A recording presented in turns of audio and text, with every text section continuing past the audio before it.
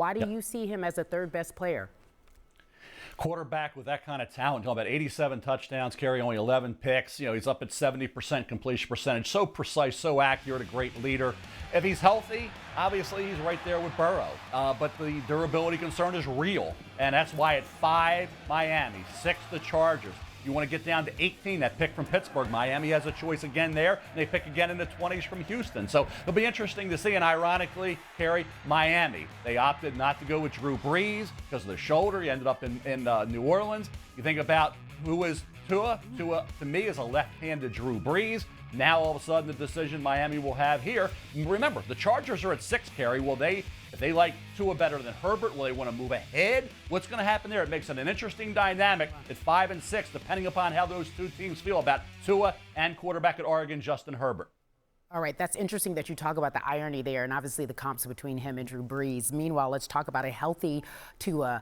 When he's healthy, what NFL quarterback does he remind you of? His game actually reminds you of? It's Drew Brees. You think about what at Purdue he was doing with Joe Tiller. You think about in the NFL and the accuracy. And I think that's the thing. And he's not 6'4". He's got that 6-foot frame, same as Drew. He can move around like Drew in the pocket. Great leader, great character, like Drew Brees. They say not only accurate, but precise carry with passes and in the throws. And I think you look at the consistency. Obviously, Drew had the injury concern. That's why Miami, and ironically, Nick Saban, as the head coach, passed on him. He ends up in New Orleans.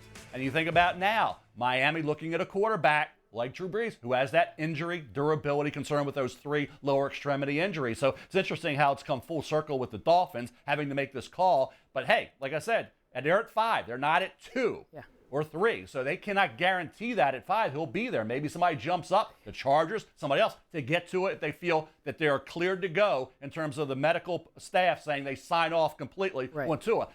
Yeah, grade-wise, Kerry, he's the 3rd best player, I think, in my opinion, a lot of people's opinion, but the medical part is something we won't know until we get into this whole draft process. Yeah, and Tua actually said that. He said, we still don't know. He's very, very educated on what's going on with him in terms of his draft stock. Lastly, I heard you earlier on First Take today. Do you believe he made the right decision to leave now? It was all, and he had reasons to me to think about going back. But remember, next year, Trevor Lawrence from Clemson is guaranteed to be the #1 pick overall. So by going back, you wouldn't have been the #1 quarterback. You'd have been number 2. And then there's a risk of injury again. So now you're getting paid. I said, the next injury that occurs if you're Tua is going to be when I'm getting paid. It's not going to be at Alabama. So from a business standpoint, the right move. He had to make the call. Like you said, 50-50. He had a lot to think about. But hopefully now, Kerry, he gets back to 100% from the hip, and we never have any injuries again with Tua. But sometimes we saw Carson Wentz injured again yesterday, so you never know. But hopefully if he's healthy and he has a great pro career, whoever drafts him in the early first round will be really happy. Paul, you're on standby. I think you had been waiting for this decision. What is your reaction to Tua saying he will enter the NFL draft?